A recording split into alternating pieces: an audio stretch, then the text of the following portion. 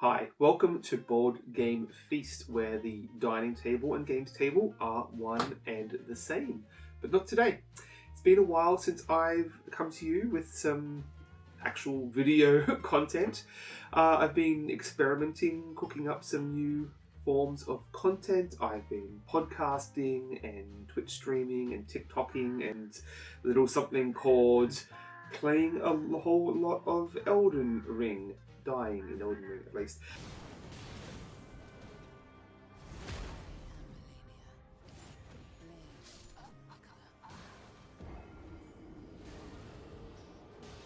So I've been playing a little game here that didn't quite fit into any of my other content channels, and wanted to flex those video editing muscles. So coming back at you with the first actual video review in a few months now. It's been a little while, but trying to mix things up a little bit and figuring out how best to split the whole food and board games. There will be food, but that's going to be in a separate video. So stay tuned for that. I've got some tasty treats lined up.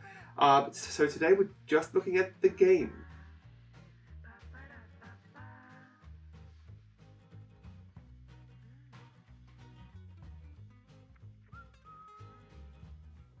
So I've not played any of the other games in Board&Dice's T series, for lack of a better term. Obviously, there's the original Teotihuacan, the Tabanusi, Tekenu. There's 4 or 5. I've not played any of those at all for various reasons. But so this is the first time that I've tried one of their games. So I'm not going in with any preconceptions of what those sort of games are. I know they tend to be very heavy Euros. No, this one is a bit of a, not to say that it's a lighter version, it's a spin-off of Teotihuacan. It's still quite thinky, but in a relatively shorter time and table presence, I guess. It's a simpler mechanically, but it's definitely not simple in terms of the brain space that it takes up. So this is a tile laying game. You're going to be placing tiles both to create resources in your city and temples that will score you points for your city. And also pyramid tiles that will go into the center that will help combo with those temple tiles. Now, I'm not going to be doing a full rules how to play here. There are so many channels that are dedicated and very good at doing just that. So be sure to check those out. We'll be doing a general overview of how the game feels and plays, just enough to give you a feel for that and my thoughts on it. So this is set in the same universe as, or the same time period, I should say, as Teotihuacan, the original, but on a smaller scale. Obviously, it doesn't have the huge table presence. It's a smaller scale game, a little simpler mechanically, but definitely still has some of the crunchiness. So we are playing architects of the pyramids. This is the very early period of it's in the sort of pre-Aztec era in Mesoamerica, and we are competing architects building the pyramids of Teotihuacan. So as you can probably tell from all these tetromino pieces here, we will be placing those into our city. We'll be taking temple tiles and placing them into our city. It's split into 4 quadrants. So we're placing those into those quadrants, the temples of the 3 colours. And we'll be trying to match those with the pyramid tiles in the centre of our city. Those forming multiple layers up to the 3-level pyramid, basically. And at the end of the game, you get points for each pyramid tile in the same quadrant as a temple tile of the same colour. So that's the main goal of the game and the main way of earning points here. Now, there's obviously a few other things you can do. So to build those temple tiles, you need resources to do that. You'll be building resource buildings that you can scatter around your city. The trick being that they need actual space to store those resources, not just the tile itself, but the resources that take up physical presence on your board surrounding that tile. If the space is filled, you don't get those resources. If you later build a tile where there are resources, you just lose that resource. You will see there are mask symbols on your city here. If you completely cover those masks of a particular group, you'll get a corresponding mask tile that deplete in point value over the course of the game. So the first person to gain each colour gets more points. Now, to do any of these actions, you'll be playing with this central board here. And now how you interact with that is these action discs. You only have a handful and they deplete over the course of the game. But on your turn, you'll place 1 to 3 action discs on a space here. You can place as many as you want, basically, up to the point that there can only ever be 4 tiles on a space, including the bonus token below there. So I can add 3 and it is now a total of 4. Now, the trick being the number of action discs that are on that space is going to dictate the strength of the action that you take. And if you're the first to place discs on there when the action, the bonus disc below is still visible, you will also get that bonus. Now, once you've placed those, you can take an action in the corresponding zone, either the zone directly above or below that. The area above is generally going to be building tiles into your city, be that resource buildings, temple tiles, or pyramid tiles. The bottom action spaces are all supplemental somewhat, like adding resources back into your city, replenishing your resource buildings. Completing these little bonus tiles here, they're another little way of getting some points. And also going up the favor track, which is a few points and lets you swap some of the bonus tiles that you might have. Now the trick is all players are sharing these action tiles. So the strength of your action when you place your discs is going to be dependent on how many discs are already there, including your opponent's. So every time you place actions down, you're potentially powering up the strength of your opponent's next turn, or your own next turn. So basically, when you're building a tile into your city, you need a strength that's matching the number of squares in that tile. So the temple tiles range from 3 to 5. So you need at least 3 action discs to build the simplest green, up to 5 discs to build the orange temple tiles. Now, obviously, it's impossible to have 5 action discs on one space, so you have to pay additional resources to make up the difference in that case. So you can still take an action, but you're going to have to pay the difference. So it's in your interest to have those extra action, that extra action strength. Now, the key restriction to keep in mind here is when you're placing any tile, be it pyramid, resource, temple tile, into your city, you're always restricted by the position of your architect meeple. He's going to be moving around the board. Every action you take, regardless of what it is, he is going to be moving around the board. If you are building on that turn, you can only build on the 2 quadrants closest to him. The 2 quadrants, that is, or the 6 pyramid spaces of the 9 possible spaces. So you can't always build in any space on the board. You really have to time the availability of both what's available on the central board here and the position of your architect. At the end of 3 or 4 rounds, you basically count up the points for each quadrant. Again, most of those points is going to be from pyramid tiles and temple tiles matching in the same quadrant. You'll get a few bonus points from these bonus tiles here.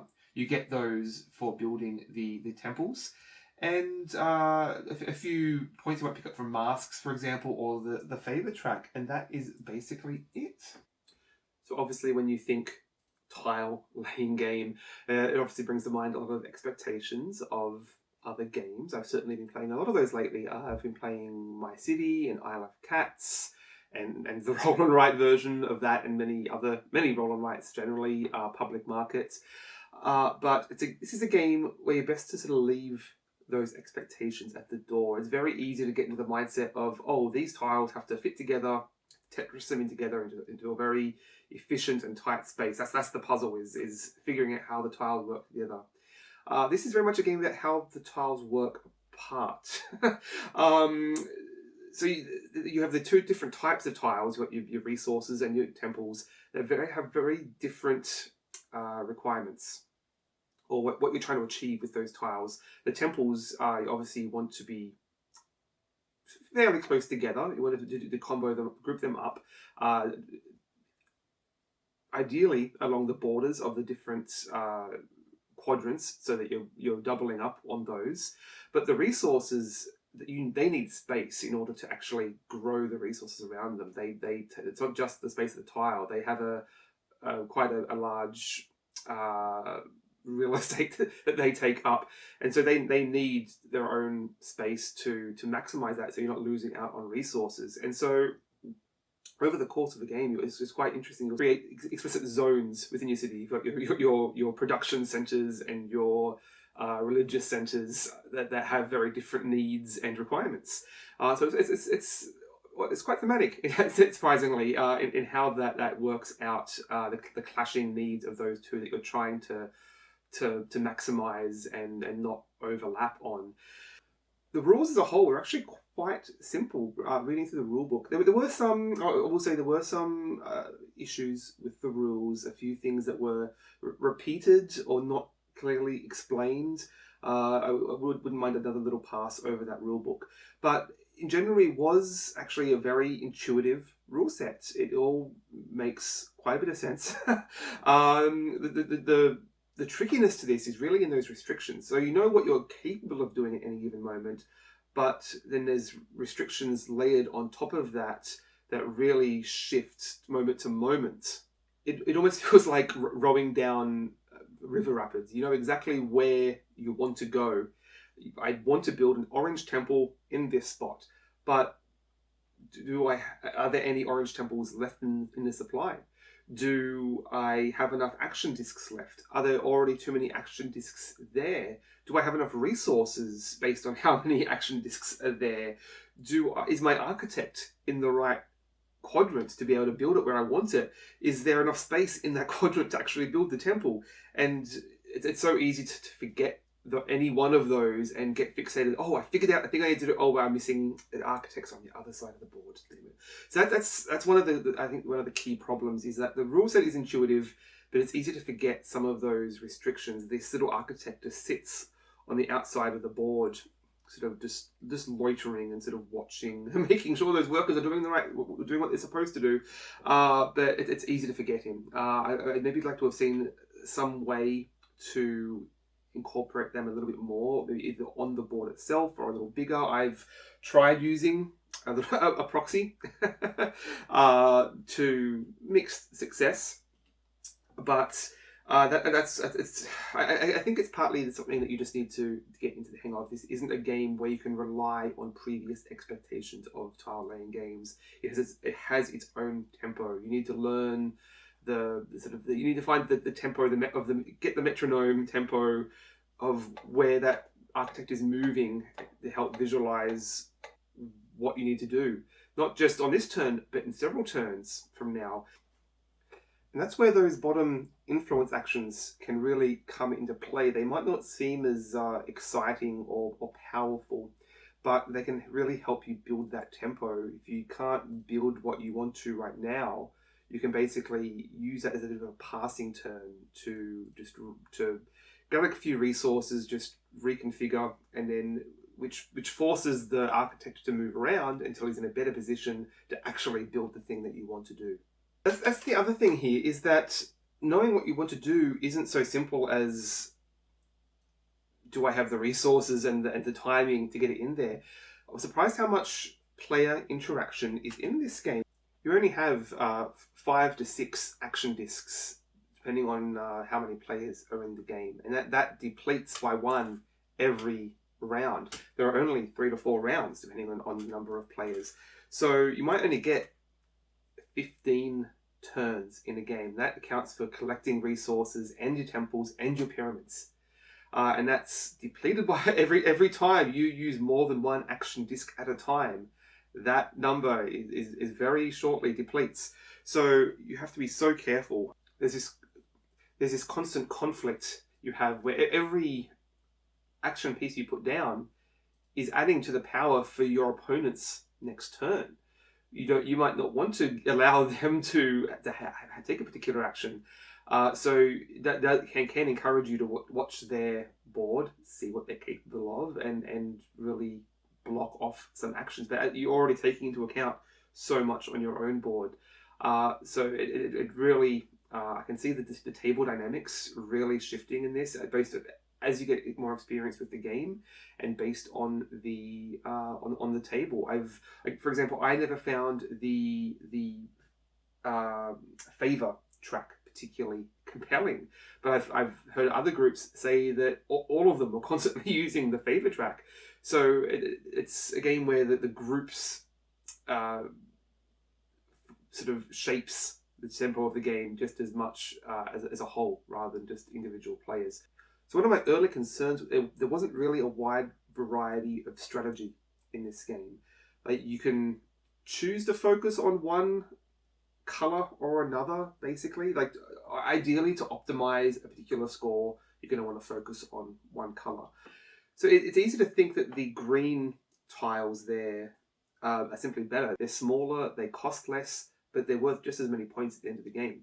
So in theory, they are more valuable, but there's only 2 of them each round. So you're going to be forced into experimenting with those other options as well. But with the player interaction, those supplies can so rapidly dwindle that you often having to improvise and block and really adapt to what your opponent is doing. So I think that's really where the key to the variety in this game comes from. So you can either wait for a gap in your opponent's tempo to try and grab those ahead of them, or experiment with other colors. There's multiple ways to sort of navigate those strategies, and you're never going to be able to rely on one particular color. You're always going to have to diversify somewhat. It can be a very cutthroat experience, balancing both your own restrictions and trying to counter your opponent at the same time, and counter what they're doing back to you. It's a fascinating degree of interaction for a relatively simple mechanical game that I'm really keen to dig into more, especially at higher player counts, and see how those interactions develop. There is a solo mode developed by David Turksey, who I was very excited to see his name in the box. I've enjoyed several of his other solo modes, like Imperium Classics. So it's quite interesting. There's a variety of challenges you have that you roll a dice 3 times, and each one will give you the result of a challenge. So there's basically 3 different pools of challenges, and you're going to select one from all 3 each time. And those can combine to create some really unique challenges. Every game is slightly unique. Now you can't use single square tiles, and you can't build on the edges between quadrants, and you have to score at least 15 points from blue temples, and that's your goal. So it gives you a clear goal to work towards. Very binary win-loss scenarios, which is something I always enjoy in a solo game, rather than just chasing your high score. So yeah, it did create some fun challenges there. I did feel a couple of the ones that I tried didn't combo very well. Like this particular types of points that I needed was just impossible. They say felt impossible with the combination of challenges that I had. So I don't know that they're all necessarily balanced. Maybe I'm just not very good at this game. You are playing against two AI that are basically just there to... It's very simple to update. You're basically just simulating placing out cubes and removing tiles to simulate the availability of the supply.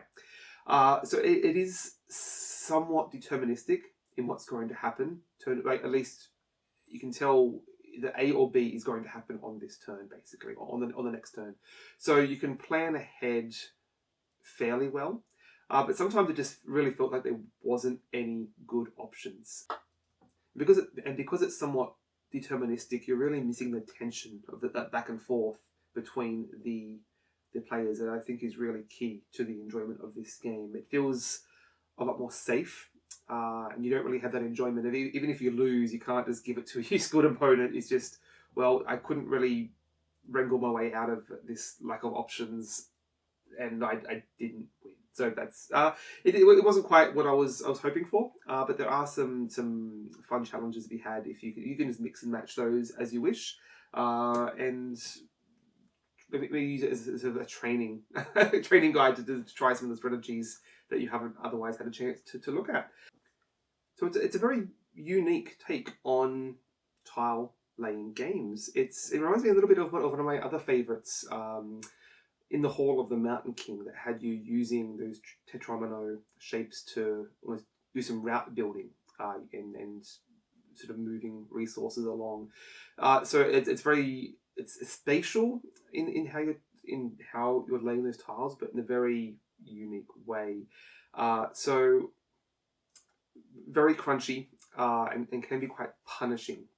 Based on the level of interaction. It's a very limited action selection, number of actions, so you're never going to be able to quite achieve what you want to achieve, and very determined based on the tempo of the table.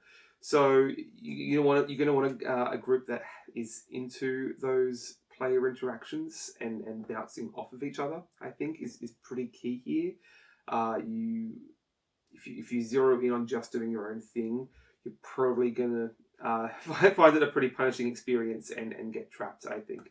But yeah, definitely worth a look at. I was quite surprised by this one. Quite a lot of depth in a relatively small box and table presence. A little fiddly in setting up, and the components are fairly. It's very ordinary to look at, I guess. But so it can be surprisingly thematic once those tiles are on the board and start filling up and sort of forming their own little zones on your board. So that is Founders of Teotihuacan. It is out now, or very soon, at least by the time this video is live, I imagine. So it's straight to retail. So check your friendly local gaming store, and stay tuned for my Founders of Teotihuacan treats. I'll be cooking those up soon. I may even do a live stream as I make them. So yeah, I look forward to seeing that. Let me know what you think. Have you played this or any of the other games in the series? So I'm looking to experiment with how best to separate board game and food. So obviously I'm very interested to hear your thoughts, how you'd like to see those split or combined. So for this run, for the next little while, we'll be keeping them separate videos. So please comment what you think. But part of that is that I obviously have a very inconsistent release schedule. My time doesn't allow for these regular weekly reviews to drop, unfortunately. So this will allow me a little more consistency, but it's also why it's so appreciated for all of you that are following and watching. So very much appreciate when you hit that subscribe button. So thanks for watching. Remember to hit that like and subscribe button and to have a balanced gaming diet. Thanks everyone.